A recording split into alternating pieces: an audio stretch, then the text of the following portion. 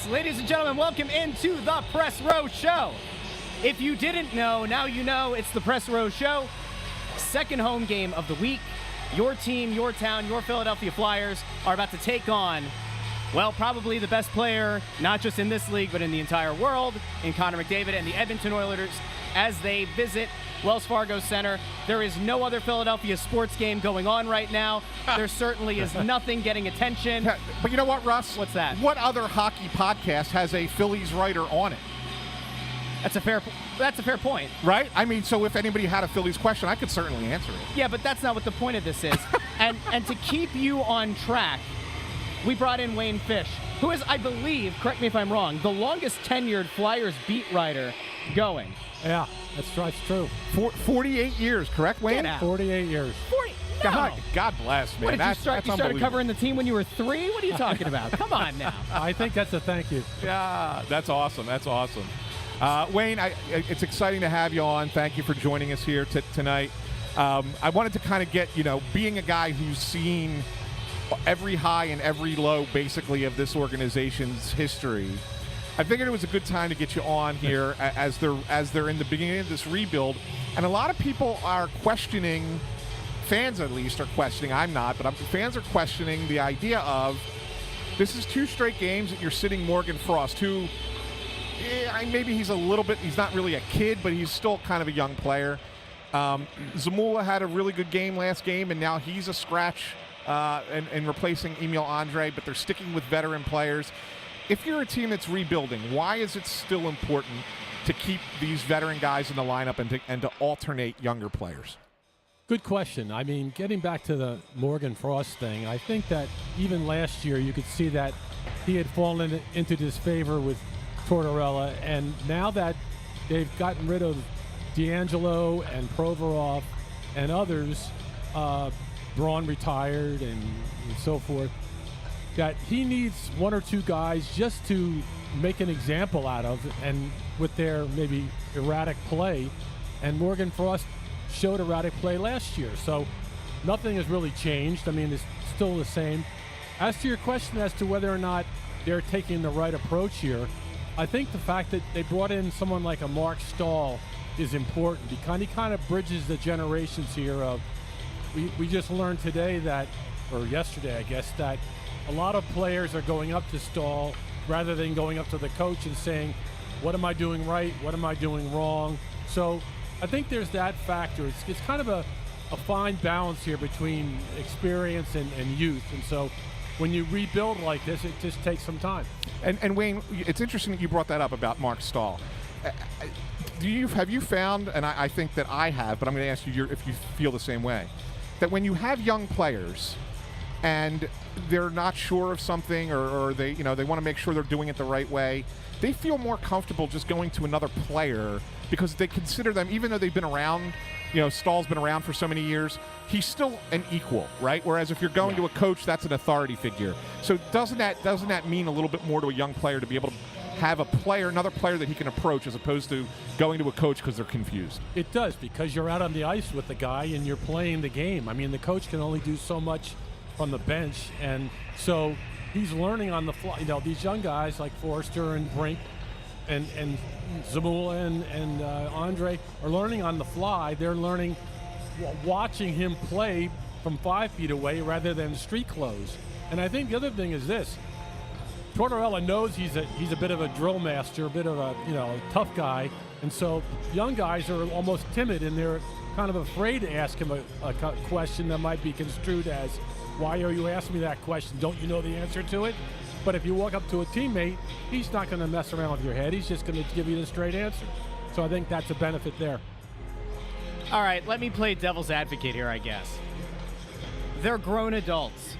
At this point, do we need a drill sergeant to run this team in the way that you would run a legitimate contender in the early 2000s? If you hear coaches, and it's not just in the NHL, it's coaches across all professional sports saying the current athlete, the modern athlete, wants to be part of the decisions. They want to be part of the rationale behind moves. You look at a guy like Zamula, if we're running a meritocracy here, and if the idea is you play your way into the lineup, he's played his way into the lineup. Mark Stahl, and I don't want to like make Flyers Twitter into the be-all, end-all, because they're quite often wrong. Yeah. But Mark Stahl might be valuable from a leadership perspective. He might be valuable as a locker room guy. Does he need to be in the lineup every night at the, I don't know, at the detriment of an Igor Zamula? I'm not so sure. I don't know if the fourth game of the season is the time to make that point. I don't think that this will ultimately, destroy Zamula's confidence. I don't think it's going to like send him down a horrible spiral, but I do question the logic of it because he has played very well. So Wayne, I'm going to say something to that, and you tell me if you feel feel the same way. So the thought process to me is this: when you're a young player, to get to the NHL level, you have to reach a certain baseline, right? Yes. You have to be at, even though there's going to be growth at the NHL level, you have to be at a certain baseline to be here permanently. If a player is still trying to reach that baseline, even if they're a young player, don't you risk having them, hurting them more by forcing them to play and not play well at this level if they haven't quite reached that baseline yet? Well, I would say that you'd have to trust your talent evaluation staff, across the board, assistant coaches, the hierarchy of the team, Couturier, or, whoever it might be, Atkinson, right down the line. So I would trust that they have a plan that they had in place back in July. They didn't just come to camp and go, well, if this guy makes it, we'll do this, and if this guy doesn't make it, we'll do that. But rather, this was all thought out. And we already know that Tortorella plays head games here, that he's playing one guy off another. I mean, for a long time, we thought it was going to be either Brink or Forster, and now it's both. So throw that concept out the window. And you're right. I mean, the difference is this. They didn't make the playoffs the last 3 years, so everything right now is you're just looking for improvement. You're looking to perhaps get back into contention in another year or two, but right now there's no reason not to play some of the young guys. And if the coaching staff feels that the best way to do this is if a guy doesn't have a good game, he sits or whatever, and the guy who has a good game, he keeps playing, and that's the way it is right now. Great. Well, Wayne, I know you only had 5 minutes for us here tonight. And he gave us 8.5. And you gave us 3.5 more. It was a bonus. If you're watching on YouTube, give a thumbs up. 8.5. That's about how fast you run a mile these days, right? I don't know about that, but yeah, I'm still running, still racing. So you're still. Are you still top of your age group? I've won my age group 4 of the last 5. Look at that. You're unbelievable. You're unbelievable, my friend. Fish. Wayne Fish. Bucks County. You're still right. You're showing up in Bucks County? Allentown now. Or Allentown Morning Call. Okay. And is your website still? Yes, Flying Fish Hockey. Flying Fish Hockey, right? Check that out as well. Wayne, thanks for stopping on Press Row Show here for Snow the Goalie. My pleasure. Thanks, guys. I'll tell you what. I don't know if I've ever seen such a fish comfortable out of water in my life. Oh! There we go. That's awesome. That's awesome. Thanks, Wayne. So, Ant, there are a lot of questions, comments, and concerns coming in. Yeah, we'll get to them. Let's get to them. As I manually adjust the microphone over here, or the camera. We've got top-notch production right now. This camera will be the death of me before it's all said and done. All right. Let's get to some questions, comments, and concerns from the people. Here we go. Dave Castleman checking in with positivity. Good vibes. Yeah, except that the Phillies are in trouble right now. Don't say that. They are. Listen, hey, I have to point this out to you. There might be people who are watching this right now. They're DVRing the Phillies game. They have it on pause because they want to hear what we have to say on the Press Row Show, the only live streaming show from here at Wells Fargo Center for pregame, intermissions, and postgame. Okay. I won't say anything. I won't react to anything I'm seeing on the TV in front of us. There are like 7 TVs in front of us. By the way, if you're in the arena, which we had a lot of people in the arena on Tuesday who said, hey, where are you guys at? Can we come find you? Can I come say hi? Can we take a picture? We did. We had people coming up in the third period where you weren't here. Maybe you scared people away. I don't know. Who's to say? But we did have people up here. We're in the sports book all the way up. What section are we over top of? Oh, you're going to ask me what's like below me? 206 or whatever's on the other side. We had somebody who I think is sitting in 206 who asked where we are. I think we're it's like 219, I want to say. Yeah, that sounds about right. All right. we've got some. Oh, by the way, I know I said this before. If you're watching on YouTube, hit the thumbs up. It helps us. It helps get the show out. See, to more Flyers Eric fans. Berkey had it right. He's got the game on the TV and us on the laptop. Don't forget, by the way, we have the Gamecast. It's nothing fancy. We have something fancier that we want to do, whether or not it's going to happen. Lawyers. But in the meantime, we do have the Gamecast, the StatCast, that we keep on this feed throughout the periods. We can't have the arena sound, lawyers. We can't have the video from the board showing live action, lawyers. But we do have the Gamecast. It'll keep you up to date on the stats. You can keep that up on your phone. You can do that while you're watching the game on your TV. That's great. It's a good way to keep up with it, all right? Hunter Mikos checks in. Oh! There we go. I believe this game will look like the Vancouver game in the first period. We'll be stuck in the zone most of the game, but with the lack of talent in goal for Edmonton, we should be able to have a chance. So I guess Hunter Mikos is saying take the over. That sure is what it sounds like.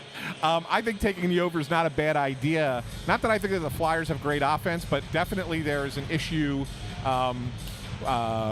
in goal for Edmonton. But the Flyers might be able to get at least a couple goals off of them. I just don't know how this Flyers defense is going to contain the Edmonton offense if it's clicking. And, they got off to a slow start, losing a couple games to Vancouver. So they're trying to get themselves back in ship shape here. And I think that they feel that they're going to face a weaker team and maybe be able to get by. I think this is a higher scoring game, at least on one side for sure, and maybe both. I'm actually pulling it up right now. We have our official scores. We've got Bundy has the Oilers winning 5-4 in overtime. Oh, overtime yeah, game. Huh? You had. Go ahead, reveal your score. I have it Edmonton 5, Flyers 2. And I have the Oilers winning 6-3. Yeah, I think it's gonna be an empty netter. And I think there could be an empty netter on my score as well. I think it's a 2-goal game pretty much, and then maybe an empty netter at the end. And I'm just not sure. I mean, you might actually be right on the 3 for the Flyers. They might get to 3. I debated back and forth with that. I was like, I think I'll go 5-2 instead. But so just to keep people up to date on what's happening with our scoring, you suffered your first loss on Tuesday. I did. Which I believe means that you have 3 points on the season. Yeah. Bundy has 4 points. And you have 1. He's gotten 3 plus the exact score, and I have 1 point. All right. Wow. My wife just bodied me, saying the prediction's trash. Check it out. He's got a Bundy Butte shirt wait, on. I need you to come here. Come here. You can. Do you want to hop on camera? Come on. We got to show this. We got to do this. Now, listen. We have. Everybody knows this. Come on. You can't curse. Keep clean language. Put these up. So we could hear better. All right. So we clearly have a listener to the show up here in press row, up in the sports book. Hold on. This is a moment. Yeah. This remote control. We are going to have conversations with Flyers Communications at some point today. Oh, my gosh. Wrong way. Wrong way. We're a professional outlet. I had to show everybody what we're seeing here. Intern Andrew, can you manually adjust the camera here? Yeah, you're going to have to manually move. Yeah, you have to do it. I don't know. Just angle it. This way. This way. Yep, keep going. Perfect, right there. There we go. Perfect. All right, and I'm going to take this banner down because look what we have here. We have a listener who's wearing an official, and I have to make this thing go away, the official Bundy Butte shirt. What is your name, sir? My name is Greg. Greg. Where are you from, Greg? Vineland, New Jersey. Greg from Vineland. I think you just knocked my mic out. There we go. I'm back. Okay. That's okay. Greg from Vineland. So, Greg, you obviously you're a listener, and you're sitting there wearing the Bundy Butte shirt that you got in the Snow the Goalie store. So thank you very much for your purchase. We greatly appreciate it. How long have you been listening to our podcast? Well, since it's the only Flyer podcast, Hey, there we go. I've been listening for quite a while. That's awesome. That's awesome. We love that. Have you been chiming in? Are you one of our regular commenters, or are you just the listener who likes what we have to say? I actually haven't. The first time I actually commented was from section 203, the last game. Oh, there we go. There you go. Very cool. Is that where your season tickets are? That is where our season tickets are, but tonight we have club seats. Nice. How about that? That's what you're doing up here on this level, which is awesome. We're glad you're able to swing by. And Russ, you're still struggling with this, aren't you? Yeah, at this point, I think you just might as well forget it at this point. I think you're probably right. Yeah. Listen, I think it's really cool. He's got the Bundy Butte shirt on. You can go over to shop.snowthegoalie.com to get all your merch. There we go. That's fantastic. Look, Bundy's beautiful face right there. Here, look, we can make it. Here, I'll talk like Bundy. Here, put the shirt close to the mic. Yeah. Hey there, boys. We got ourselves a good hockey game out here. Yeah, boys. Boys, let's go get it. All right. He's going to kill us when he finds out that we said that, and we did that. Hey, it was nice to meet you. Thanks for coming on the show. Thanks for listening. So I guess, look, I don't want to say that this is now going to be precedent setting, that if we see people wearing the merch out at the sports book, that we're going to bring you on camera, but that's the first. And when we say the Only Flyers podcast, as he noted, you can't forget he you almost can't forget left your a beer beer for us. We were this close. We were this close to a free beer. When we say the Only Flyers podcast, you can he said right as soon as he came on, the Only Flyers podcast. It's awesome. So anyway, that was fun. All right, we got a little bit sidetracked. Totally spontaneous. Yeah, we had like no listen, idea that was if gonna you're here happen. for the hockey talk, sorry about that. I know, but that was fun. I think that this is here we go. Lisa says, way to represent. No Bundy bombs allowed on YouTube, says Lee Carasso. No, they are allowed on YouTube. They're just not allowed during the press row show. Yeah, press row show, we have to be clean. We have to have clean language, but on the regular podcast, we don't, which is always lovely. Okay, let's get back to this game. Was talking to Bill Meltzer when I first got into the arena. Bill will be on our show one of these days soon. At some point. And one of the things that we talked about is the fact that Edmonton can leave themselves vulnerable and play a very open style. You can score against this team. Now, this Flyers team, I think it's probably still safe to say, is not going to be scoring adept. I don't think that you're going to see this team putting the biscuit in the basket 6 or 7 times a game, right? Yeah. Except for really weird outliers and all that. When you look at the score, the three of us picked Edmonton to score at least 5 goals. Can you explain to the people how you got to that number? Just generally, like, what do you think it is that they're going to be able to do to this Flyers team? Well, two things. It's two things. It's their strength is their offense and their power play. Yeah. And they have you mentioned they have the best player in the world in Connor McDavid. Sure do. And by the way, Leon Draisaitl is no, he's no chopped liver, right? As a second guy on that team. But they have other great players as well. And the Flyers struggle to get the puck out of their own end. Yeah. And so the last thing you want is a good offensive team who puts up shots with volume against a team that struggles to move the puck. And I think, honestly, that's why Andre is in the game and not Zamula. Because Andre does have a little bit better of an ability to make that first pass and get out of the zone. I know he had a turnover in the game in Ottawa, but those kinds of turnovers are going to happen. He definitely has a stronger aspect of that part of his game than Zamula does, and so I think that's probably why he's in for this game. But that's a weakness for the Flyers, and I think it's something that Edmonton's going to look to capitalize on. They clobbered Nashville down in Nashville on Tuesday, and I think that they may clobber the Flyers a little bit today. I know this isn't a real question. I know Scott's joking. Scott Walker. Is that the Flyers defenseman, Scott Walker? Yeah. Checks in and says, is he asking from the locker room? Draisaitl for Hart, do you do it? Yes. I don't think Scott's serious. Edmonton would never do it, but yes, I would do it. Yes, of course. What is the one thing that you want? Top-notch talent. What is Draisaitl? Top-notch talent. Yes. Will you take it? Of course you would. I do want to ask you, are you surprised in any way, shape, or form that Carter Hart's in net? No. I am. If they're playing Edmonton, it's like his hometown team. No.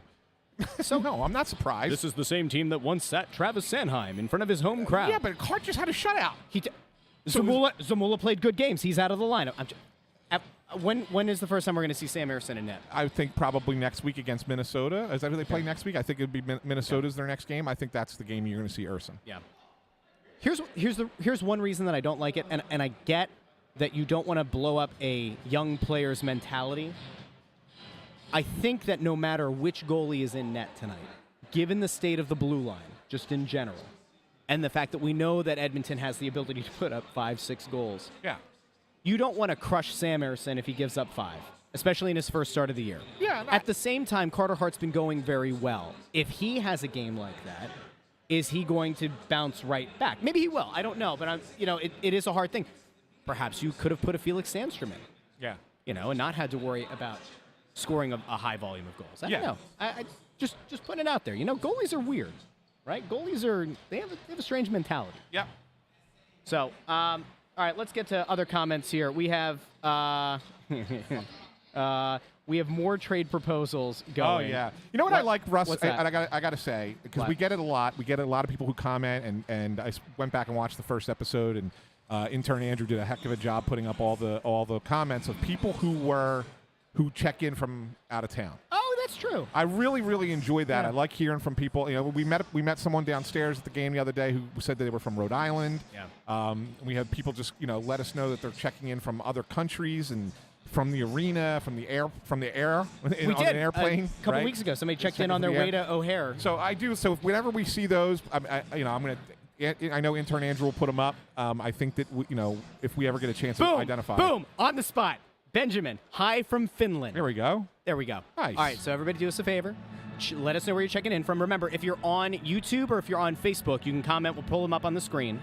If you're checking in on Twitter, while we appreciate you, and we do, we truly do appreciate you checking out the Press Row Show, we cannot pull your comments up through this feed. So go over to Facebook or to YouTube, and you can comment there. By the way, if you're on YouTube, hit that subscribe button, ring the bell so you get notified when we go live. Thanks, Elon. I want everybody right now, if you are on Facebook or YouTube, drop down below where you're checking in from, and we're going to put intern Andrew to the test and see how quickly he can get these Hey, up. can we pull up that last question again? I think that was a decent question. What I was think the it's last probably worth answering. The one from Dudge? Which one? No, the one that asked about if there are any player on the team currently who they will still be with the Flyers This one. when they're That was right. It was Dudge. And he's from Newfoundland. How about that? Nice. Are there any current players you can envision being a Flyer when the team is a legitimate cup contender? If so, who and why? Yeah, I mean I think that's a great question. And look, I think that there are a couple of players on this team who people don't think are going to be here long, but I do think are going to be here longer. And I think a guy like Couturier is going to be here for a while. I think that when the Flyers are a contender again, he's still going to be here. I would say right now that Joel Farabee will probably be here. I would put that on the. I won't say it's a certainty, but I would say probably will be here. I think Emil Andre will be here. Wow. I think Sam Urson will be here. Wow. Let me ask you a question. How far away are you talking? When Like you're when- a legitimate cup contender, you're talking 4 to 5 years, I 4 to think. 5? Yeah. Okay. I mean, I think you could get to the playoffs within 3. I mean, So you're this is probably not good enough to win. This is a world where if everything goes well, you've got Matvei Mishkov over here. You have Cutter Gauthier. Cutter Gauthier, whoever you get with the pick next summer. Yeah. I think that there's some talent that's going to be on this team. Okay. Cam York probably is part of that group as well. Good. Yeah, I mean, I think that those are the only ones that I would say with absolute certainty. I think there's a couple other guys that have a chance. I mean, Owen Tippett has a chance, I think. All right, let me throw one at you. Yeah. If he can stay healthy, whatever healthy is, will Sean Couturier be on this team? He's under contract. Will he be on this team serving as a maybe middle six guy who's here for the leadership, who's still contributing at a meaningful level on the PK, et cetera? Yeah, I don't necessarily know if he ever gets back to being a Selke Trophy winning player. He may. I mean, he's everybody treats him like he's 35, right? He does have a lot of tread on the. Well, I get it. The tread has gotten worn off. He's been playing since what? He's 18 is when he came in the league. I get it, and I understand that. But when I say people treat him like he's 35, thinking that 4 years from now he'll be done, is not the case. He's only 30. He'll be 34. He'll be a veteran, like a long in the tooth veteran, but a guy who could still play probably as your second defenseman. Yeah. Second center or third center. I think he's still going to be okay in that role, and so I think that's a spot that you'll probably see Couturier on a contender. I don't think he's going to pull it up here, but somebody said that intern Andrew is his dad. Crack catnip. Do you know who that is? Okay. Right. Well, I know you have Apparently, you have some friends who are watching. I didn't know if that was one of your intern crazy Andrew. friends. Intern Andrew is old enough to potentially have had a child. Now, would we want that child to be on YouTube with an account and commenting? No. Can you imagine if we just had a Maury Povich moment here? where intern Andrew found out he's actually a dad. Intern Andrew, you are the father. Yes. All right. This is bad. Hey, Robert I hope Hunton, your mom's not watching tonight. Robert Hunton checks in and says TK needs to stay a Flyer. He's the heart and soul of the team. Let's get back to a play that happened on Tuesday night. Yeah. I forget who the player was. Somebody can let us know, remind us, unless you remember. Vancouver, the refs blow the play dead. Vancouver player goes down the ice, skates, kind of lays the puck off, 5-hole on Hart after the whistle's blown. Goes around to the board. Konechny levels him against the boards, gets a misconduct. The other guy gets a misconduct, the whole thing. Konechny is a guy who we've had on the show, which I think will be moving that interview over to the Snow the Goalie channel.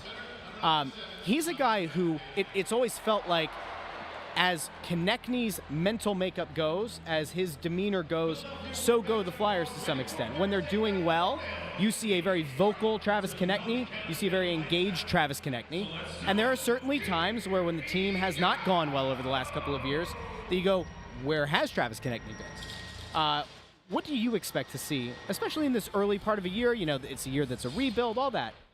He appears to be fired up at the start of the season. What do you expect to see out of him, throughout the season, but especially here in the beginning? Well, I think Travis Konechny right now is still probably their best offensive player, and I expect him to continue to be one of their best offensive player. I didn't mention him as one of the guys that I thought would be part of this when they're a Stanley Cup contender, because I think as long as he keeps playing at the level that he was at last year, and he's actually gotten off to a good start this year, and he plays at that level where he's engaged in being a difference maker, I think eventually he becomes somebody who gets you value. And I don't know if that's this trade deadline, the offseason, a year from now, but at some point, Travis Konechny is going to be worth something for the Flyers, and it's going to help them be better down the road. And that's not saying that he couldn't be part of it. I think he certainly could. But if you're trying to, make the rebuild not be a 10-year process and get it going a little bit faster, you sometimes have to trade a good player to get a couple of, pieces, 2 to 3 pieces. Yeah. And I think that's really what you got with Travis Konechny. Yeah. I like this one. Kenny Powers mullet. Coots will be the modern Keith Primo. It's an interest. I don't know if we've ever really made that comparison on the show. There are certainly elements to the games that are similar. I wouldn't say that they're like for like, but I do like the idea of the quiet leader, 200-foot player, ability to pot some goals. No. No, I get it. I think that's a decent comparison. I think that Couturier is probably a better all-around player at this point than Primo was. But yeah, I see it. Leader, plays good in his own end, good face-off guy. I see a lot of what people are saying. Got some size, I see it being that way a little bit, but I think ultimately he's a better player than Keith Primo is. Wow. I think it's a hot take. I know. I think maybe we're going to have to talk about that on the next Snow the Goalie, which, by the way, is the Only Flyers podcast, and you can find it wherever you get your podcasts. Apple Podcasts, Spotify, Amazon Music, Pandora, Google Podcasts. If you have another app that you like to use, there's Overcast. I like to ask Alexa to play it. Do you? I like to ask Siri to play it. Well, Alexa, play Snow the Goalie. Siri, subscribe to Snow the Goalie, a Flyers podcast. Hey, There's Google. A good question. Hey, Titan Google, Flyers subscribe. just asked, do you guys think Frost will be on the team at the end of the season? Is that a good question? He's scratched again. I'm going to say no. But I'm going to give it a caveat. Okay. My no means that it could be an next off-season move. So when you say, is he at the end of the season? Well, let me put it. So if you're saying he has to be traded by the trade deadline, yes, then I would probably say he's still here. Wow. But if it's will Morgan Frost be part of this team going forward beyond this season, I'll probably say no. By the way, I think we have to point this out because there have been people asking where the game is. The game is on ESPN Plus and Hulu. Yes. You mean you don't have Hulu? I might. I probably am still paying for it, even though I don't watch it. I want to remind people, when the first period, the second period, and the third period are going on, we are not contractually allowed to be on screen or with the audio. Yeah. We do have the ability to have the game cast up, which is the running stats. So again, if you don't have Hulu or you don't have ESPN Plus, you want to keep up with what's going on in the game, you want to keep up with the stats of the game, you can keep it here on this stream, and then as soon as the horn sounds, which is like 14 seconds or something before you even see it at home, maybe longer, we will go live with the Press Row Show. First period, second period, and post game, Bundy is with us. I'm guessing he's probably done doing the pregame show on the radio now. Correct. But he will be with us for intermissions and post game. Before we head out here, Ann, because we've got about 2 minutes until things really, kick it up here. There's something that I wanted to get to because we had the guy on who had the Bundy Butte shirt, and then we've got this Francis. What? Intern Andrew. He's so excited. Francis Didn't checks you in. do that? Francis checks in and says, "Just ordered my Snow the Goalie orange T-shirt." Oh, that's up there now. Yeah, it's been up there. No, it's the orange shirt with the blue logo. Oh, that one. Okay. I do want to let people know, if you're looking at this, not Anthony's head, the logo over there. We're going to be doing more merch on the store, shop.snowthegoalie.com. We'll be doing with the orange bell, so we'll have those going up at some point. We are not going to have the Flyers logo on those, but it'll be the regular Snow the Goalie logo with the orange bell. Again, lawyers. Yeah, lawyers, that's right. I think that's probably about it. Be very careful with what you say on the stream about where you're going to be watching the game, because some people are not paying for the game, per the comments. We would not encourage that. But I will tell you, wow, it's the ninth inning in the Phillies game. Yes. We've got Gamecast, like I said, during the periods. Bundy will be with us first and second intermission and post game, and I think it's probably about time to go. Yeah, I think it is. Is there anything else that you wanted to get to before we head out here? Anything else that you want people to have an eye on in the first period? What do you expect? What's the score going to be after the first? 2-0 Edmonton. Wow. Anthony's not feeling it for the Flyers tonight. Yeah. Hey, by the way, go over to Twitter. Go to the Snow the Goalie Twitter. Look for our score predictions tweet. Drop your predictions underneath there. Let us know how you think this game's going to end. We will be back for the first intermission. We want to thank everybody. And remember, you can stay here for the Gamecast with the stats. So for Ant, I'm Russ. And if you're in the building, and you're up here on this level, come hang with us. Yeah, we're up in the sports book. Yeah, So, we're up in the sports book. Up in the sports book. We're not going to say the name of it because they don't sponsor us, so we don't acknowledge it. But we're in the sports book where all the screens are. Then there are many. All right, we got to go. Thanks for checking in, everybody. It rhymes with get livers. We'll talk to you at the end of the first period.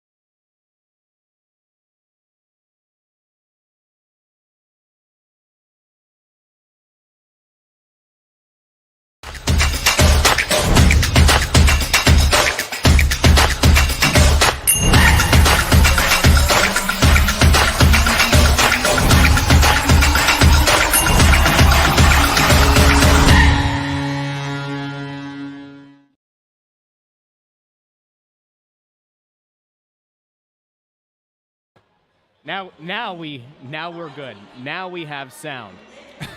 You know, as we still try to negotiate and navigate this new world of technology. Welcome back into the Press Row Show. First intermission. Some of you who are watching right now might not even know that the period's over, and it's not even because of the lag. It's because, well, a lot of you are blacked out if you're trying to watch on ESPN Plus, so we've been getting tweets about it. People asking, can we talk to the Flyers and get Hulu or ESPN Plus fixed? Just so everybody knows, that's not a Flyers issue. It's not. Yeah, when things like that happen, it's not them. It's usually the network that has the problem. It's and the league has to deal with it. It's not anything that the Flyers can handle. They're probably readily aware and have probably filed a complaint with the league, but the league has to deal with that issue. Yeah. Anyway. All right. So now that we've gotten that out of the way, the Flyers have a 1-0 lead. We have to be honest and transparent. We all picked the Oilers to win. 1 period down, 2 to go. We all thought that the Oilers would finish with at least 5 goals. Yeah. They were shut out in the first period. Bundy, since you weren't here for pregame, I want to touch on one thing with you that Ant and I did, and we had Wayne Fish on pregame. Yep. The decision to not have Igor Zamula play in this game after how strong he has played in the past few games, we were going back and forth about, is it protecting because Andre's better at getting the puck out of his own zone? I said if you're running meritocracy, if Zamula has played really well, he should continue to play. Where did you fall on that? Let's get your opinion on that before we get into that first period. Yeah, I always think a guy that's young or at least developing should never be a healthy scratch after getting a first star in a game for what is most people would know as a defensive defenseman. I mean, he played a really good game, gave the team a chance to game-winning goal, made some good plays. But as Anthony, our partner over here, will tell you, his puck moving is at a deficit. So what happens is when you get in, and I understand this, and I said it before too, it's the reason he's out, Anthony, is because they're protecting him. Yeah. And that's why. Yeah, for sure. And let's keep in mind that when the stars of the game are picked, that it's a jamoke like me that's making it's picking the stars of the game. That was Wayne Fish the other night because I think he does every home opener. Yeah, he does because it's been 48 in a row. He's been here 75 years. Yes. Yeah. And as much as we love him and we had him on pregame, he's a jamoke like me. And so not it's great. I would probably have given. He wrote my book too. I would probably have given. And I love Wayne Fish. I would probably have given Zamula a star too because hey, the kid had a great game. Yeah. But there's probably things that they saw in the game that we don't see as the media sitting up top, even if you've been here for 48 years like Wayne Fish has. and you don't know. And really, in all honesty, I mean, sometimes we've given out stars because we look at the point totals or who scored a goal or the big goal and they get the star of the game. Yeah. But what encompassed the entire 60 minutes, maybe there was something there. And I'm not saying that there was, but maybe there was something there that they say, let's not put him into a danger spot against a team like Edmonton. That's all. I guess that's fair. And I think that's really all it is. I don't think you're going to see Zamula sit out like multiple games. I think the bigger story is Frost not playing again, right? I mean, 2 games in a row now, he's a healthy scratch. Yeah. That's a far bigger story to me than alternating Zamula and Andre. You know what, Ant? I agree because he came in the offseason. But listen, this has been something that goes back to last year. I don't want to say a coach will ever have an axe to grind with a player, but he's the one, as we heard before, that has the least amount of money in the bank. Yeah. And whether he built up some of that capital last year in the second half, it didn't transfer into this year. And so he's got to earn that back again. And I'll tell you right now, he doesn't have 3 months to do it. He needs to really make it happen right now, and the coach has got to work with him.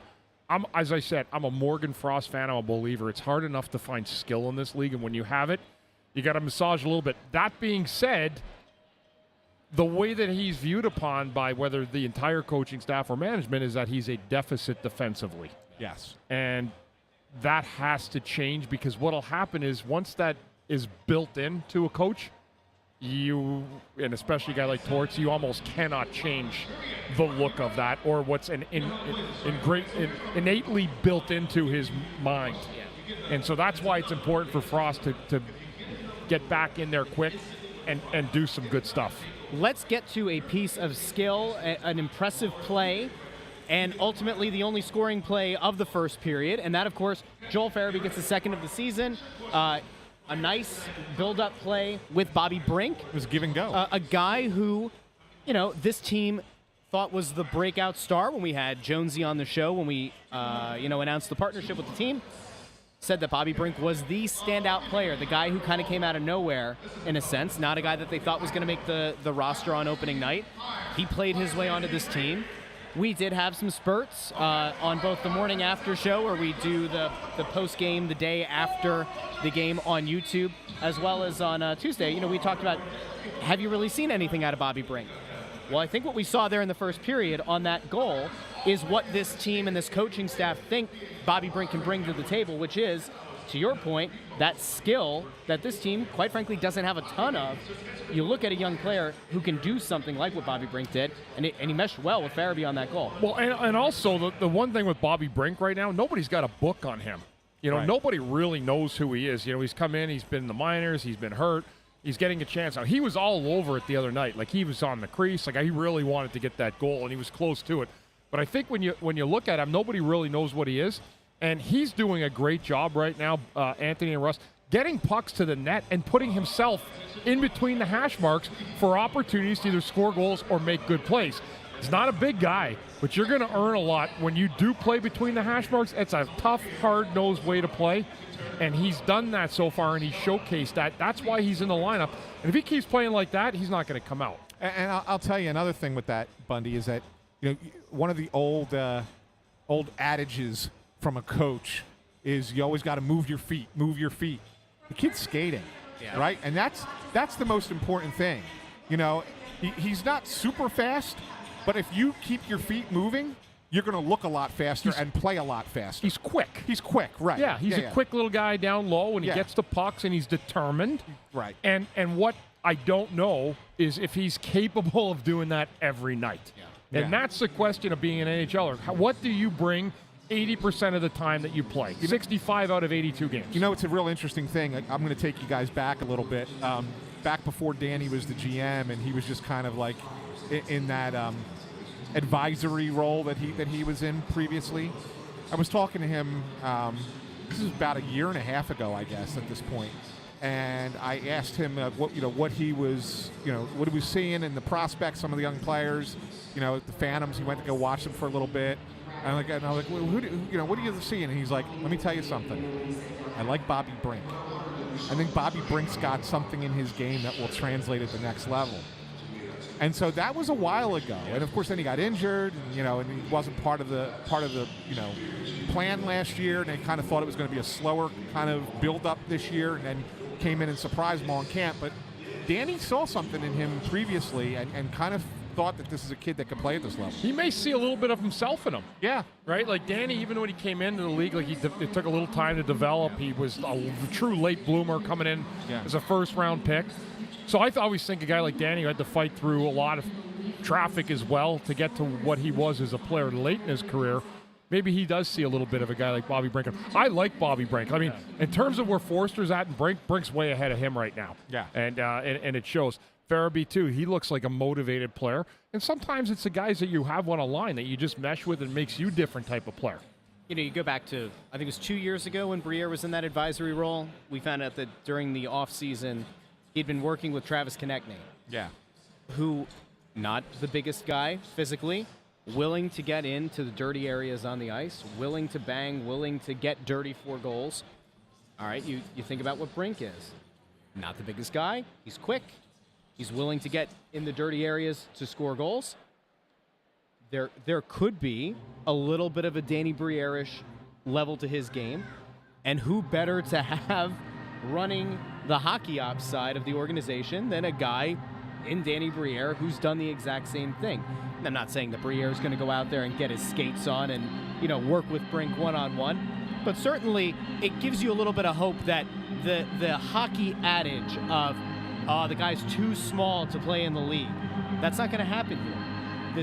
This organization is going to continue to let guys, no matter what size they are, prove themselves on this team. And you got John Tortorella, at least in this case, where he's willing to allow Bobby Brink to learn at the NHL level. Briere-ish, huh?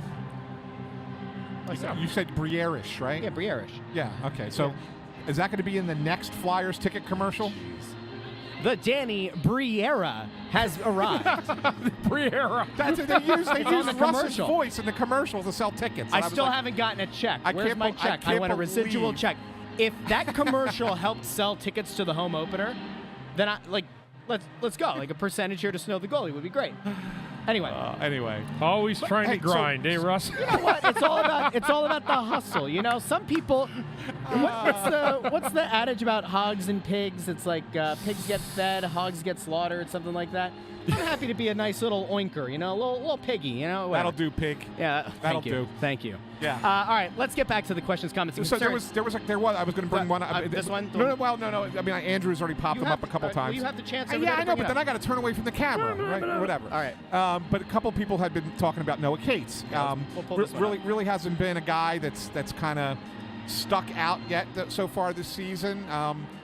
And the thought, one of the guys, and that's a great comment that you just pull up by Eric, is the one saying that, you know, he may end up having a career that's a lot like Coots. Yeah. And if you remember when Coots first came into the league, he burst onto the scene a little bit, but he wasn't a great offensive player at the beginning of his career. Right. But he was a very good, for an 18, he was so far advanced as a defensive forward. Is it possible that Cates is So you know what's a interesting? similar type of player? If you go back to Sean Couturier early in his career, remember there was a time, and I think he got sick, where he was ranked as a #1 overall pick. Yeah. Going into that draft. Correct. And his offense was off the charts.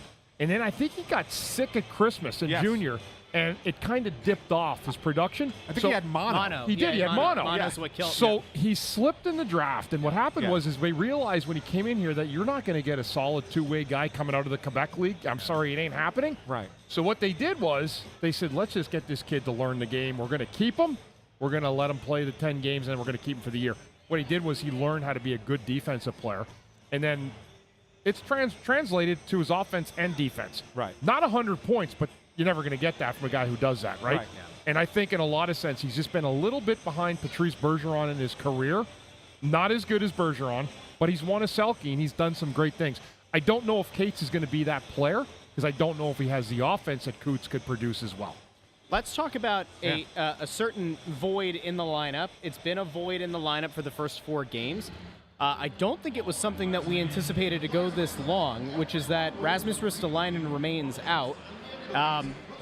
It's hard to evaluate the team as a whole when you have your highest paid or second highest paid defenseman on the team, somebody that is supposed to play probably top pair minutes, not in the lineup through the first 4 games. Bundy, former defenseman over here. How do you think the blue line has done in adapting to playing without Ristolainen so far? I mean, it's, you know, we're 3 and a third games into the season, but yeah, I mean, you have a guy that I thought that really improved last year, like had a good year, fell into the way Torts wanted him to play. He's not a fleet of feet. He's a competitive defenseman in the zone.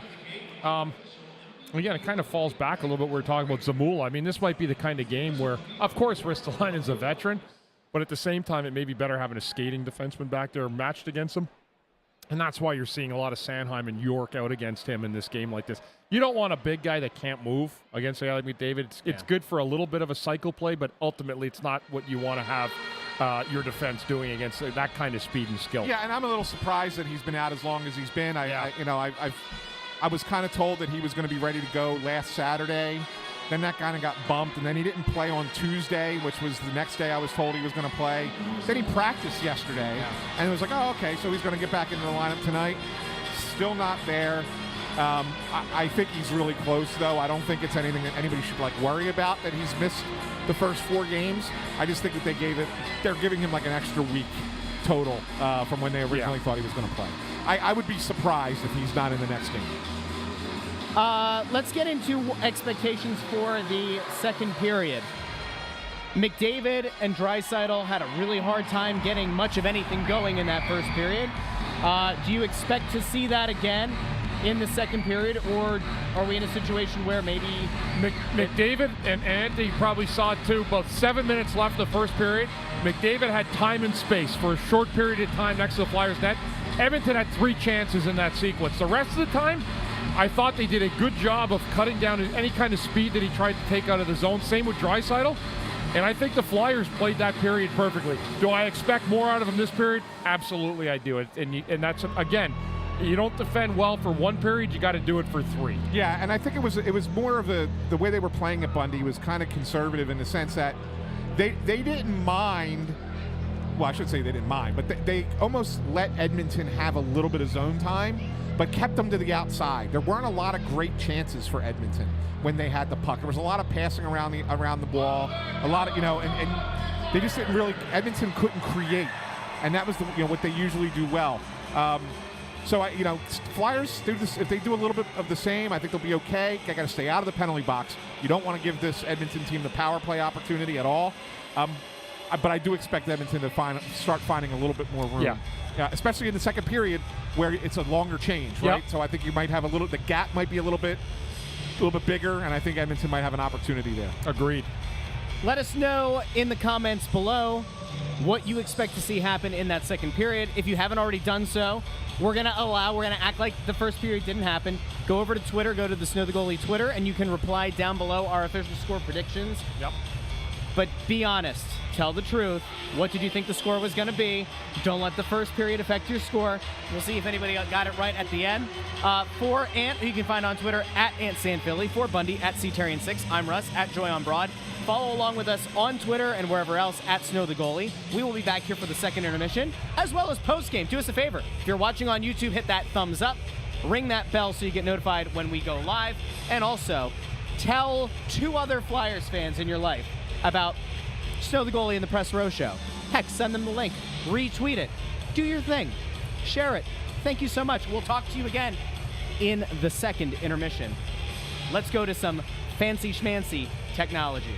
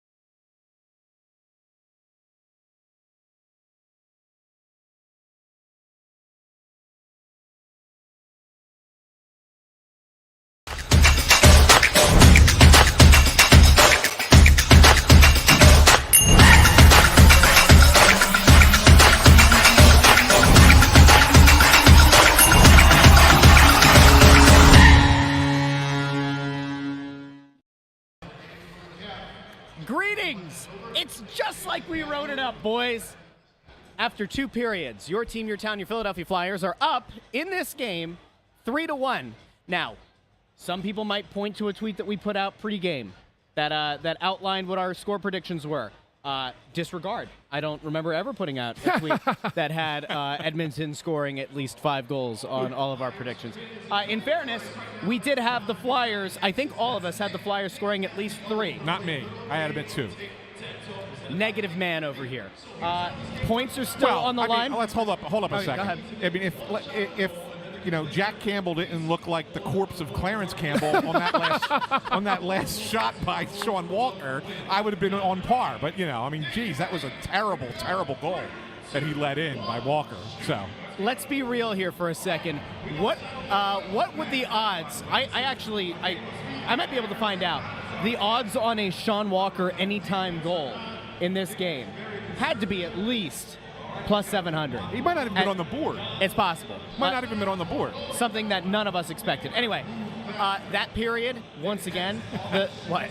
Rob Greeley's got Walker getting into the Rocket Richard. Oh my God! Stop. This is a question. Let's ride the wave of positivity, baby. David Castleman, he asked in all caps, so we have to approach this with all caps. Dare I ask, is this team better than we think?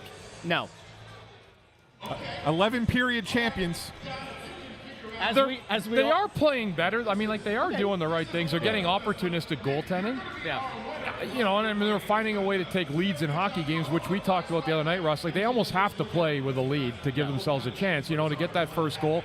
And they've done that again.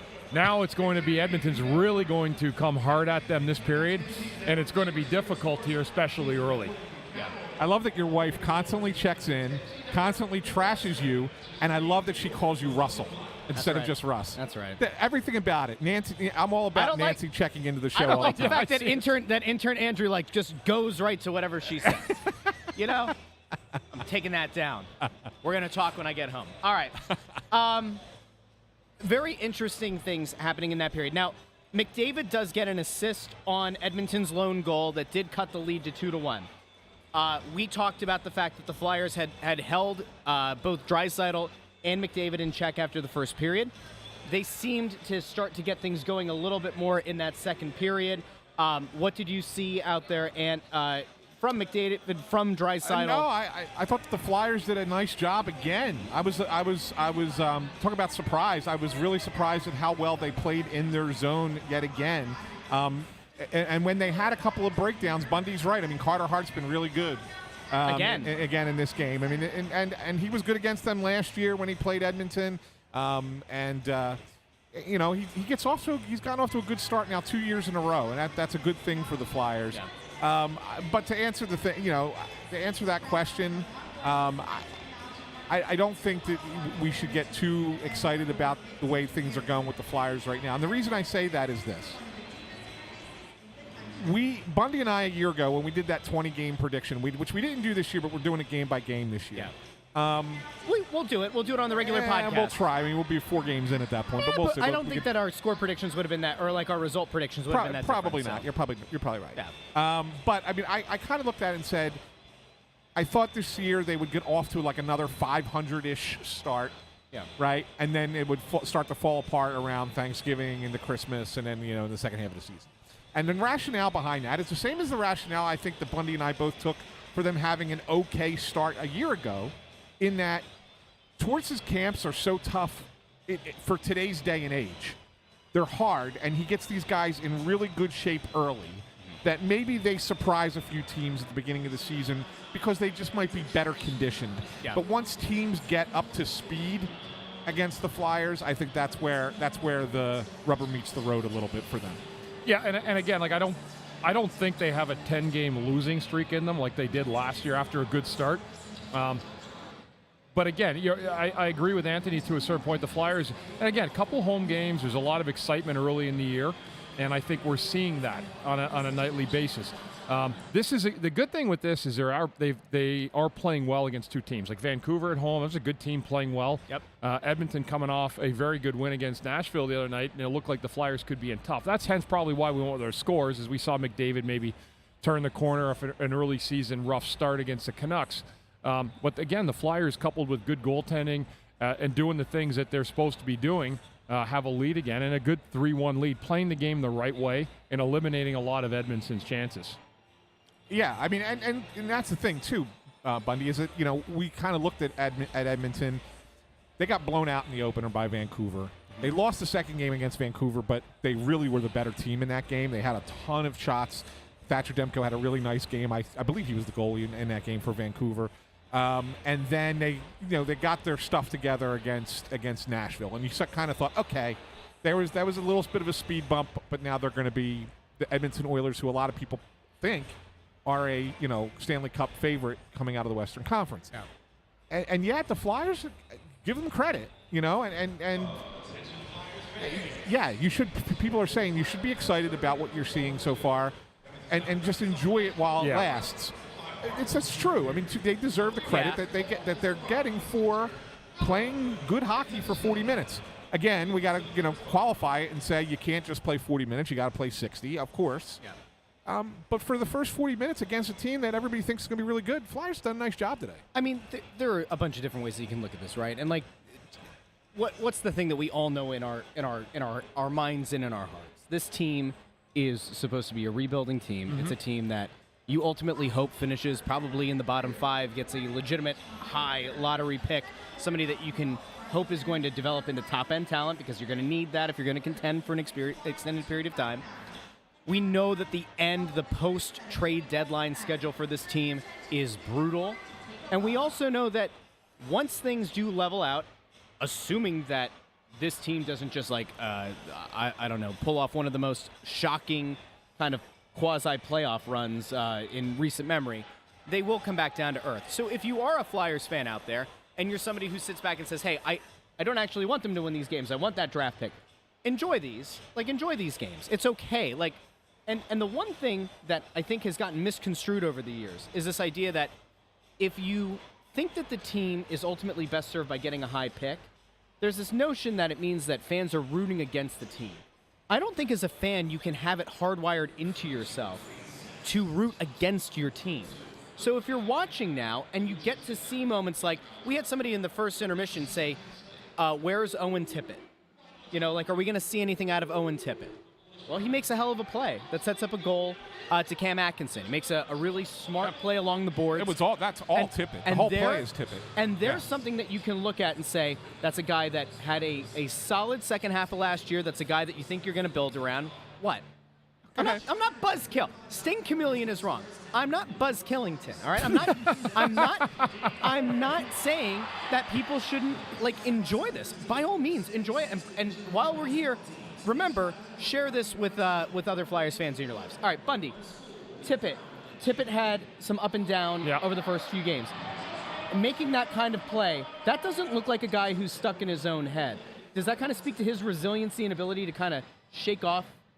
You know what? Again, and it's hard when you're an expected goal scorer and the puck's not going in for you. So that's dealing with something. Believe me, I've seen a lot of forwards over the years that were goal scorers that would go into times where they'd struggle mightily, and it wears on them. You can see it every day. So I always said I had to come to the rink every day for 10 or 12 years, and I never had to worry about scoring a goal. That was a pretty good feeling. But when the pressure comes on, I think the biggest thing is to just continue to try to make the right plays. And Owen Tippett did make the right play on that, moving the puck and doing the right things. He's been better. I mean, he's been, in terms of what he's doing. The puck's not going in, but they will go in if he continues to play the game the right way. Bundy, now a couple of people, and I'm going to, full disclosure. Full disclosure, I was in the restroom when Edmonton scored their goal, so I missed it. And but I know, Bundy, I know you caught it yourself, or at least saw the replay of it before. I didn't see it. Yeah. But a couple of people had said that Emil Andre did not look great on that play, loses Hyman in front. Is that the case? Is it a situation where it was a misread by him on the player in front? I know that there was McDavid brought it into the zone and creates a play there. But is that something where Andre should have been staying home to mark that guy, or was he doing something? A lot of times I think fans misread what a defenseman's responsibility is on the ice. I'm not saying that was what happened here. Again, I didn't see it, but I'm asking you if that's exactly what happened. Yeah, and we got one thing here. The Hyman goal was, as we're seeing from Vanit, right side front presence, went to chase the forward up to the blue line. So what happens is that the play came back in transition in the offensive zone. It was at the end of a penalty, and that's where the puck stayed in. But Hyman was just alone. It was a quick pass down, I believe, by McDavid. It was. And then he was just able to get the stick on it. But as you see, Walker was on the guy in the slot. But the play has to be, there always has to be a defenseman back in front of the net, and there was not. He was left open to the side. I want to ask a question here really quickly. There's a typo, and we're not going to pull up the comment because we have promised that we're going to keep the language family-friendly here on the Press Row Show. The regular podcast, nay. But on the Press Row Show, we keep it G-rated. Somebody said that you had, back in 2000, you won the Flyers' hardest shot competition. It's misspelled. It's a bad word. Accidental. Is that true that you won the hardest shot competition at 100 miles per hour? Certainly better than the alternative and the typo that you can find in the YouTube chat. He might have won that one too. There's a real big story behind this, and I'm going to have to share it sometime. All right. Let's just say I was coming from a party, and it was a skills contest, and I may have been a little bit overserved. Oh, okay. And someone said, was that his breathalyzer or was that his shot speed? Oh, no. Anyway, I did, and I held it, and Freddie Modine, if I recall correctly, had beaten it like the last couple games of the year. Okay. How about that? Solar. And the funny thing is, sometimes you get people who go in the comments who aren't regulars who will put ridiculous stuff. Solar Warden always puts good stuff in there. And I've read that. I read the misspelled comment. Again, it's on YouTube. You can pull it up in the chat. We're not going to pull it up on the screen. And I thought, why are we talking about that? Anyway, we're good. We have a lot of people, by the way, that are they're talking about both the penalty kill and the power play, special teams. Was Leclerc saying? No, he was 95, and believe me, I rubbed it in so bad. He couldn't believe it either. I think he was at 93, and I just remember skating by him going, "Sorry, dude, you're finished with this contest." Was that back in the days of wood sticks still, Bundy? Or you know what, Anthony? It might have been just the end of it. It would have been, Roger was here, so it would have been late 90s. Okay. Yeah. I was just curious because, that's why when you talk about the speed on it, I'm like, that sounds like wood stick speed because I think once you guys went to the composites, it probably got up a couple miles per hour faster. This is a good question. Was that the day that Coatsy fell on the ice trying to demo hardest shot? Yeah, that may very well been. Okay. You could have just stopped at fell on the ice and got Coatsy a number of times. All right. Hey, this is something we're seeing a lot of this, and this is also on Twitter, which we know can be a cesspool. But shocker. But LD Hockey 1. Can't we just enjoy the fun when we can? It's been painful for a while, and there are more growing pains coming. I think that this is starting to become one of those sentiments that you're going to find while this team does look competitive. Anytime that you can go up against the best player in the league, in Connor McDavid, and another top 5, top 7 player in Leon Draisaitl, arguably. I don't know where you have that.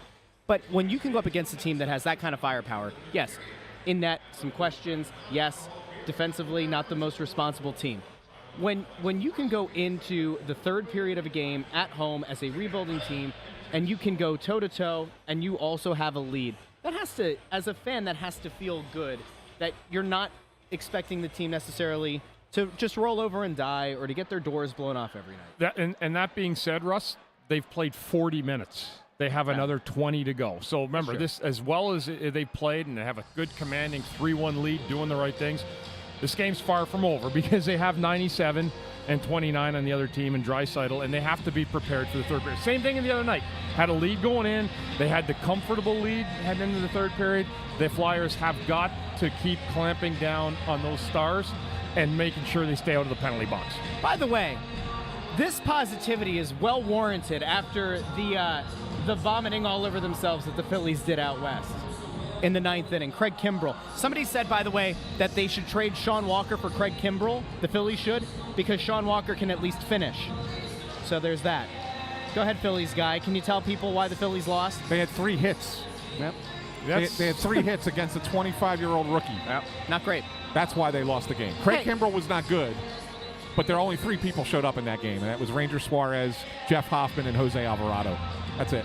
One more macro level thing here before we go to the third period. There's been a lot of talk, and not necessarily on sports talk radio, but there has been a lot of talk about the Sixers this year being not something that a lot of people are excited about. They have James Harden, kind of, is he going to be with the team? Is he not with the team? There's all kinds of drama. I don't really Second round care, exits. Russ. No, but follow me. Even Sixers fans. He's going to make a hockey point out of this somewhere. Okay. Even Sixers fans are going, I don't know if I'm looking forward to the season. We're starting to see more people who typically don't care about hockey as much looking at this team and saying, hey, they're being honest that it's a rebuild. Some of the younger guys are starting to perform. And people who might not otherwise care as much about hockey are actually giving the team a shot. I think it's kind of nice. Yeah, I think you might see a little bit more of a of people checking in this year than maybe you have in the past couple of years. Yeah. I think some more people will check in because I think you're right. I think there's going to be a little bit of a checkout of the NBA team, and so while the nights that once baseball's over and the Eagles are only playing on Sundays. What are you going to watch during the week? Yeah. I think some people are going to check out the Flyers, especially really with a new attitude, and they work right. People want to see an effort, and with an understanding that this may not be a Stanley Cup year. Probably it's not. It's not. So, but I'm trying to stay optimistic as well, and an understanding that they're trying to build something here. And if people stay with that, I think they're going to see a lot of positives out of this season. By the way, we had one of our fans who was also in the chat here today. She came up during the third period of the last game, Oliver. And she was saying that as a college student, there was like a SEPTA pass, there's like a SEPTA special or something. If you're a college student and you're looking to get to a game for cheap, it sounds like there are a couple of things going on, like a couple different options. Maybe we'll try to promote one of those on Snow the Goalie when we do our show, if it's tomorrow or whenever we do the next show. But there are affordable ways to get down here to a game. And by the way, if you're in the arena, we are all the way up at the sportsbook. Come swing by during the third period or post game. Take a picture with Bundy. Take a picture with Ant. I'll take the picture for you. All right. We will be back for post game. It'll be just the two of you to start. That's right. Because I got to go downstairs. Yeah.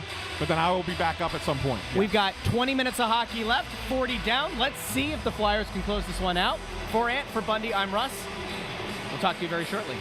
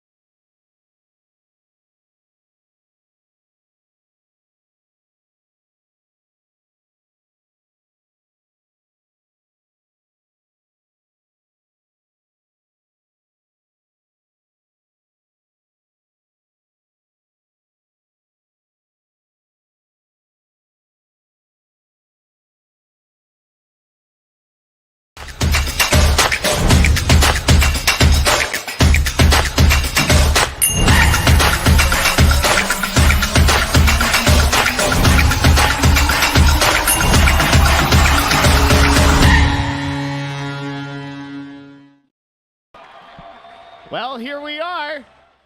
Boy, oh boy, Bundy, 4 games into the year. Yeah. The Flyers have picked up not 2, not 4, but 6 of 8 possible points. Bundy, I'm not saying they're going to win the Stanley Cup. But they might win the Stanley Cup. Well, Welcome into the Press Row Show post-game. Bundy, Russ, Ant is going to play journalist or something downstairs where I think he's going to be trying to get some quotes. I don't think tonight's the night that he's going to try to go get a player interview for the show. That'll happen down the line. But Bundy, here, let me zoom in. People want to hear from you. Let me bring your beautiful mug a little bit closer. That's wonderful equipment right there, Russ. Yeah, I know. People didn't even notice that I had to use the remote for it. It's great. That game, you know, we went into this saying you expect the game to be pretty wide open at points. You would expect that the Flyers would be able to perhaps find the back of the net 2-3 times. Probably didn't think that it was going to go this way. We certainly expected Edmonton to put on a much bigger barrage of shots. We expected I think just a more efficient scoring attack, quite frankly, from Edmonton. It did not materialize tonight. We started off by saying Zamula left out. Questionable. Bringing in Andre because he can get the puck out of his zone a little bit better. Interesting. But this team held Edmonton in check largely throughout this game. So, again, the Flyers tonight, when you watch their body of work, and it goes back to last game as well, they're doing a great job of covering the middle of the ice. There's not a lot of chances that teams are getting on second chance opportunities, making quick plays. One of the things I think the Flyers did struggle with last year was teams making quick 1-2 plays, putting pucks in the seams on the ice, one-timing them. This was a good win. This was a good, solid win tonight by a team that, you know, has been doubters, a lot of doubters. Yeah. And I think what's good is they have had a good start. They're doing a lot of good things, but they've neutralized other teams. They're keeping shot totals down. And when you got a couple guys like, as we said, Draisaitl, you know, Evander Kane, obviously McDavid, and held McDavid, as we're seeing here from Matthew Stevens, to 1 point in a game that, you know, Edmonton hasn't been world beaters. They're 1-3 now, and this was a big game for them. They get to 500, and they just couldn't do it. Yep. A team that looked stacked could not come in here and do it. I'll be honest with you, I don't know what Edmonton is looking at or what their coach has in terms of contract term. Yeah. But he would probably be the first in line right now to get canned if they keep playing like this. They didn't even look good tonight, Edmonton. They were brutal in their own zone. Their goaltender was awful. And the Flyers, to their credit, played a good, strong, solid hockey game and made things really hard for Edmonton all around the ice tonight. As we tend to do on the postgame show here, we want to throw this to the fans as much as we can. Get your thoughts. Let us know where you're checking in from. We had people, by the way, in pregame checking in from Finland. Yeah. We had people from the West Coast, the Midwest, the East Coast, some in Europe. I mean, it's great. It's great, Bundy. People are... Love the support. We do have great fans, and I hear it when I walk the concourse before games. People just love tuning in. We give them an honest assessment of the game and the positives. That's one thing that there's been a shortage of is Flyers positives the last 3 or 4 years. And just to see the effort and guys coming together. Maybe you hadn't seen score goals that are starting to find a little bit of offense here early. Whether it's sustainable, we'll see. But certainly the effort that they put forth on the ice through the first 3 out of 4 games. They got a little bit outskilled by Ottawa, and an Ottawa team that was playing in their home opener. But you're 3-1 to start the year, 6 out of 8 points, as you said. It's been a very, very good start for the Flyers, and they are playing good hockey. Again, clumping up the middle of the ice at both ends makes it really, really tough. Let's talk about the ability of this team to hold Connor McDavid in check tonight. Did not look dangerous for large stretches of this game. You talk about the impact that a guy like Sean Couturier has. We have talked throughout the offseason, throughout the preseason, even throughout the first few games of this season. You don't expect Sean Couturier, after missing 2 seasons, to look like 100% Selke winner Sean Couturier. But his impact on this lineup can't be overstated, I don't think. I mean, we saw a very competent Couturier on the ice tonight. Had a very good game tonight. And again, watching his skating, he's obviously not a fleet of feet like a Connor McDavid, but again, it's positioning for him, making smart plays. He had another, I thought, a very effective offensive production. tonight. If Russ is, I got to deal with him. I'm here getting rid of now. her. I think I'm going to ban her from ever commenting. The wife in this is giving chat. her time, which I love. Thank you, Nancy. We were all trash our picks tonight. I was just looking at it from a standpoint of, listen, Edmonton trashed the Nashville. Yeah. And Nashville, last I saw, was trashing the Rangers tonight. Yep. So it's weird. And that's why, again, like the parity in the league, that's why you got to be prepared every single night to be able to go and get yourself in a position to try to win hockey games. It's tough, and you just never know what somebody's going to have that night. Yeah. And you have to be prepared. And the Flyers have been prepared here at home. These two games are going out on the road now, but certainly an excellent start to their home ice for the 23-24 season has been really, really good. And you know what? You got some fans that are pretty excited about it too, just looking at Twitter and following around the team. I want to make sure that I show some people some of the interesting things that happened in tonight's game, and it's not just what happened on the ice. There's also some stuff that happened off and around the ice tonight. Let me yank this up here real quick. I wanted to show people what our predictions were, because yes, my prediction was absolute garbage. That is true. Mine wasn't close. Ant had this at 5-2. You had it 5-4 overtime. I had 6-3 with an empty netter at the end to polish it off. But there was something else that happened in this game.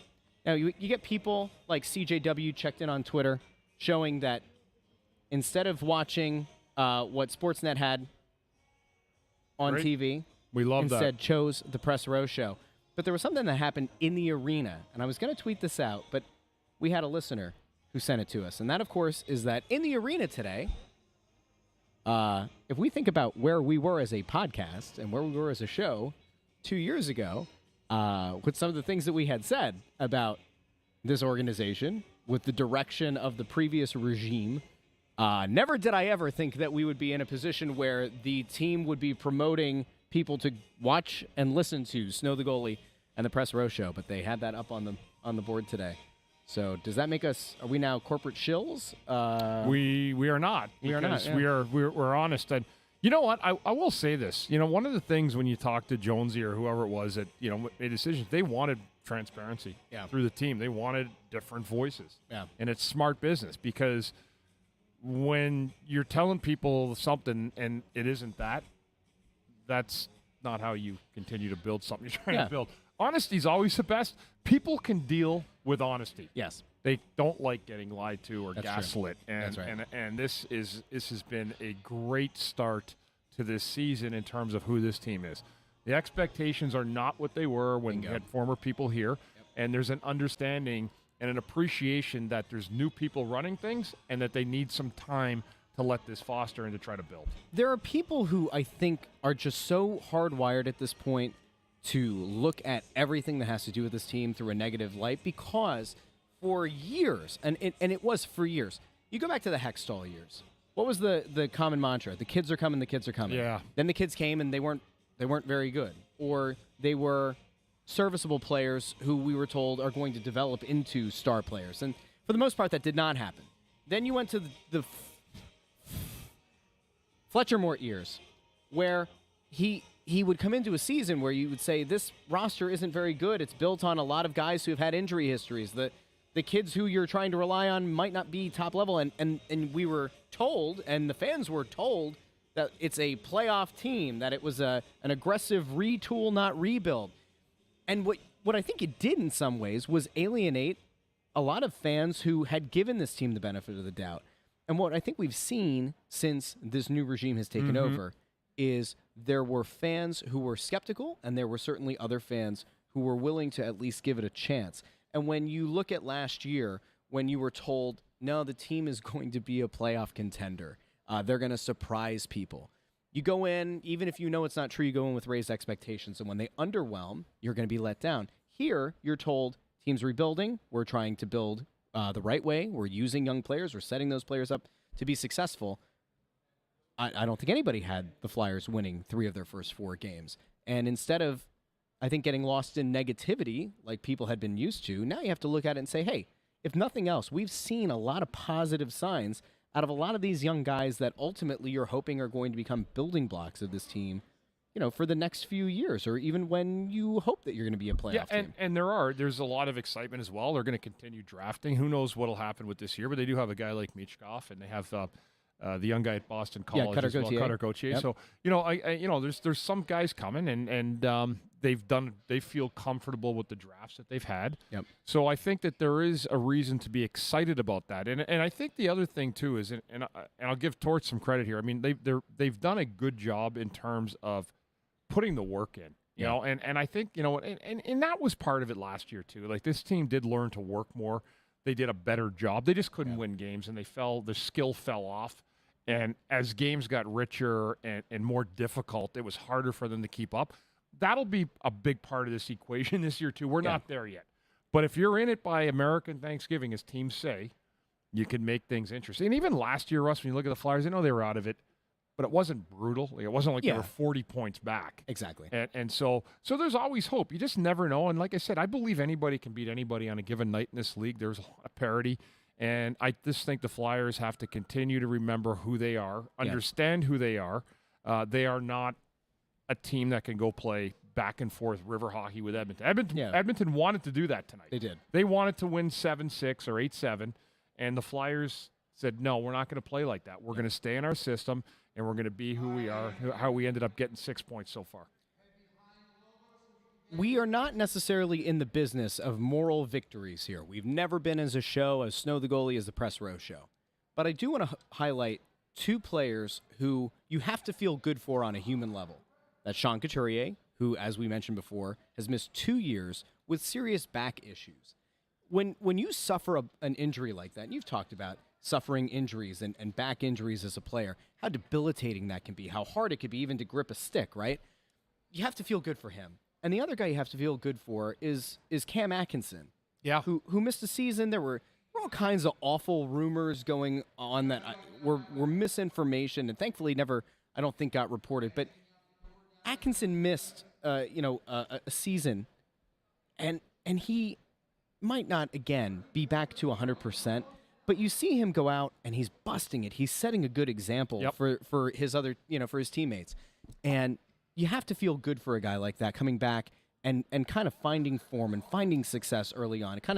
I have to imagine that it gives that player the mental boost of, hey, I can still do this. Like, I can get myself back there. Yeah, and again, like, they missed a lot of time. When you start missing seasons, it becomes very, very difficult to find your groove again. But you know what? He's done that. He had a good game tonight. So did Coots. And ultimately at the beginning of the year, they're the guys we're talking about, like the veteran guys they didn't have in there last year. So how is the team going to look different with players like that? Another veteran we should mention went out tonight, guy they picked up, Mark Stahl. Yeah. He left with an injury. Guessing maybe end of the second is when I saw the Flyers tweet. It was early, yeah. It might have been a little bit earlier, but I didn't notice him until I saw the tweet. So competes hard. He does a good job with that, but we'll get more updates on him in the next couple of days. But he certainly is out, and that will probably move Zamula in. Interestingly enough, I heard a little bit of a rumor through the game, and this is just well, I was. Is this break? Do we have to do like a breaking? We no, can't Bundy not. bombs. This isn't like a. No, I can't Bundy bomb on the post game. Yeah. But I heard Zamula. The scratching was already built into the cake, so he knew going in that it was a design. No matter what happened in that game, he would come out of the lineup and the other guy would go in. Andre. Okay. So that was not like a Torch saying, "Oh, we talked about it," but and I heard actually from somebody, it may not even been a coach's decision. It may have been an organizational, group decision about it. But I heard that was built into the cake. Okay, well that's good. That makes sense. That's good to know. There was a comment here that I want to highlight because it's something that, it's something that we talked to Jonesy about a couple weeks ago on the show. This idea of what Cam Atkinson is, what he can be, and whether or not he'd be a trade deadline candidate if he could prove he was healthy. And I specifically asked Jonesy about Mark Stahl and about Cam Atkinson because you think of leadership and then you think about like what they can actually be as a player. Mm-hmm. And at that point, Jonesy said, well, Mark Stahl is going to be a guy who he's going to tell the team if he wants to get moved at the deadline. Like that's just part of the understanding that they have. But Jonesy said that Stahl wants to be here. He wants to help help the younger players mature, help them kind of find their way. So he is here looking to kind of be a leader.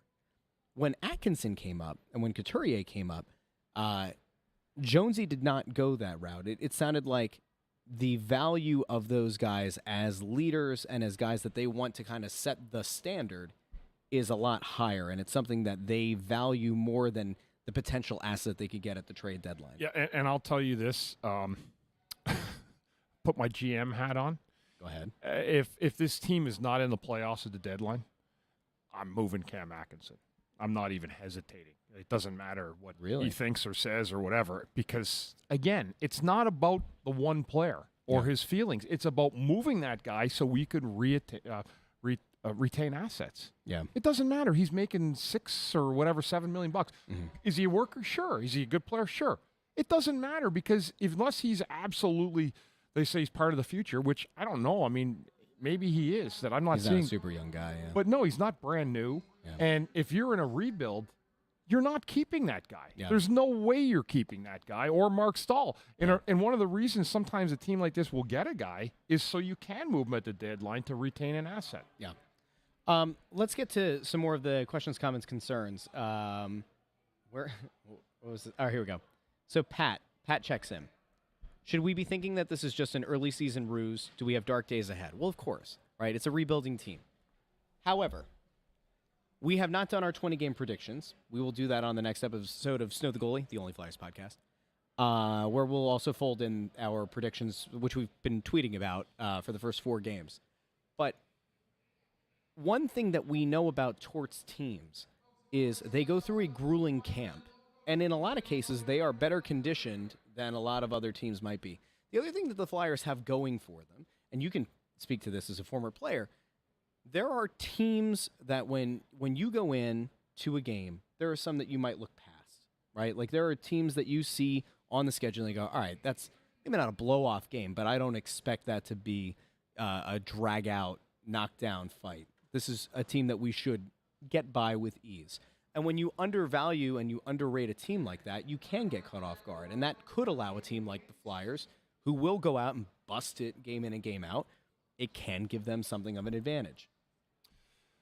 Well, there's no doubt. But, I mean, again, this comes down to, for me, is about the collective group and how the team is playing, you know, and finding ways to work guys in. I'm reading a lot of the Morgan Frost stuff, too, as it just comes in. Yeah. You know, someone's thinking, has Morgan Frost played his last game?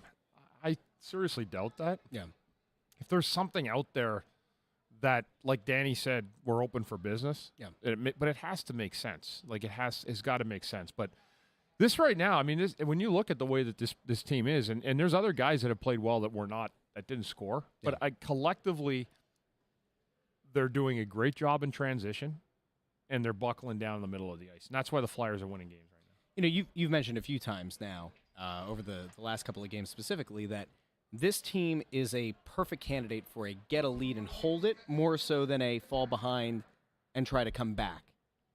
What is it about this team that allows them to be that kind of team, get the lead and hang on to it, even though they're young? Because, you know, a lot of times you think young team, you know, maybe you start to play a little bit too conservatively, you give up a goal, and then it all kind of falls apart.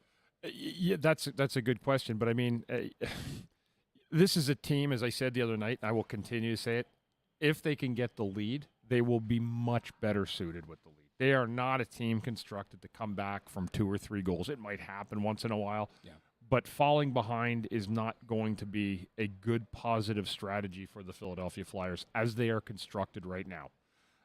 It's weird. The league is weird right now. You know, like look at some of the games. It's just odd. I mean, there's teams beating teams you wouldn't think would beat them, and maybe early in the year you get those 10, 12 games so people realize, well, we better pick it up, or other teams have outplayed their own predictions of who they thought they were. Effort will get you a long way, and playing the game smart will get you a long way. Do I worry about skill down the road when these games get richer? I do, because they are going to get richer. There's going to be a point where teams are really going to be battling. But you know what? If the Flyers keep playing this way, they'll be one of those teams that are trying to hang on to those spots in the playoffs. Yeah, I like parity in the league. Yeah, I don't like going into a season where you say, like, these are the top 3 teams in each conference and the rest of it doesn't matter. We see that in enough other sports leagues, right? So there is something nice about seeing teams that you don't expect to win, you know, pulling out some nice results here in the early going. Like that, there's something nice about that. I don't know. Maybe I'll be getting soft. I'm getting soft in my slightly older age now. Maybe not. Hey, last thing. Bobby Brink, solid game.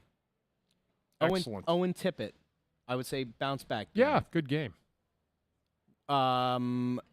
Would you say that at this point, Tyson Forster, he's not jumping off the page? He's I not don't know. I don't notice him. Yeah. And sometimes there's a case where you don't notice somebody, and it's okay. Defenseman is a great example. Yeah. If you don't notice a defenseman some nights, your team wins. Usually you played a good game. Yeah. Like it's like you just don't talk about him. I used to love him. No one mentioned my name for 3 months. I knew I was doing fine. Or a coach never asked me anything. I knew just go play hockey. Yeah. Goal scoring, as I said in the second period, is tough. And Owen Tippett had a taste of that last year. And there's a pressure on a goal scorer to keep repeating that. Yeah. And when you're not doing that, it can wear on you. I think he played a good game tonight. The puck's not going in for him right now. Bobby Brink's been all over it. Like he's been really, really good. He's been impressive. He's made good quick plays around the net. And I think he's somebody that, again, I think he's going to stick. If he plays like that, he's going to have to play like that every night. And the reason that Frost isn't in the lineup is because Brink and Forster are working harder than him. Yeah. And when Frost gets in there, and he will get back in. If it may I don't know if it'll be Saturday with a win like this as they head to Dallas for an 8 p.m. Eastern time start. I don't know what his fate will be. He's obviously a guy that you don't want in the Chateau Bow Wow, but he's in it. I know what that is. Yeah. It's called the dog. Monsieur Therien. But you know what? Like he's got to be better when he's in there. And you know what? If things aren't going offensively, then do something. Check. Yeah. Make a play. Yep.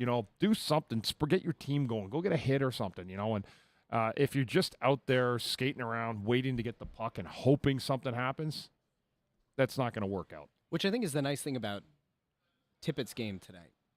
Because to your point, like when you're a guy who can be a goal scorer and you're not finding back in the net, you see guys overthink. Like that's where you stop playing instinctually.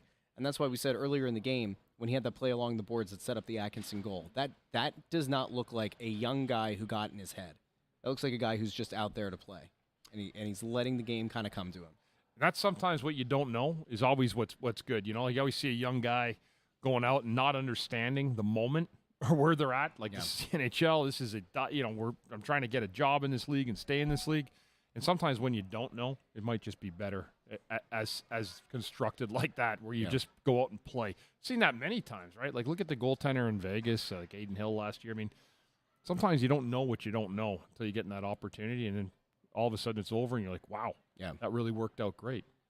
Last guy before we head out. Yeah. Joel Farabee. Yeah, played good. Didn't talk about him. Yeah, he was better. He's got those goals.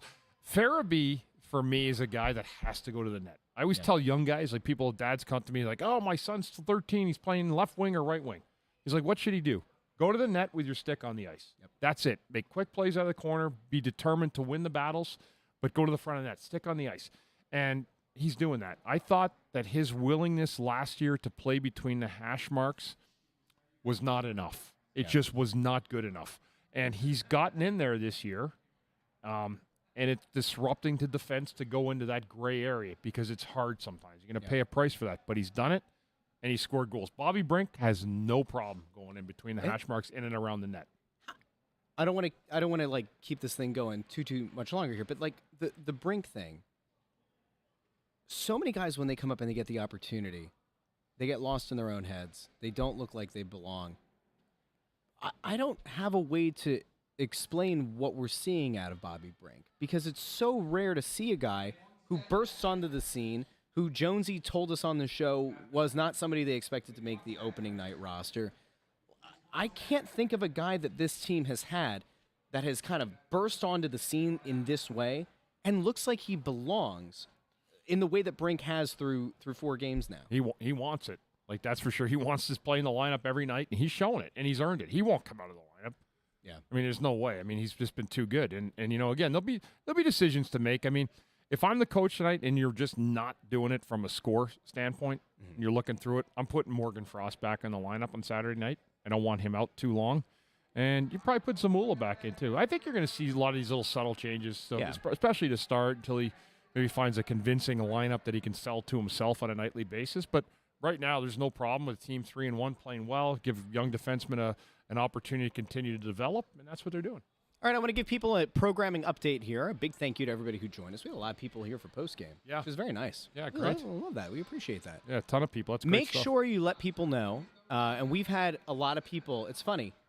Upstairs in the sports book, these first 2 games hasn't been loaded with hundreds and hundreds of people. We've had people walking by, shaking hands, taking pictures throughout the game. We had the guy in pregame who was wearing your face on the shirt. We loved that. That was great. We had multiple people, by the way, order merchandise from shop.snowthegoalie.com during the game. I don't know if they're just motivated because the Flyers look good. I don't know if they're motivated because they found us recently or if they're longtime listeners of the show. But again, you can go to shop.snowthegoalie.com to find stuff. Programming note.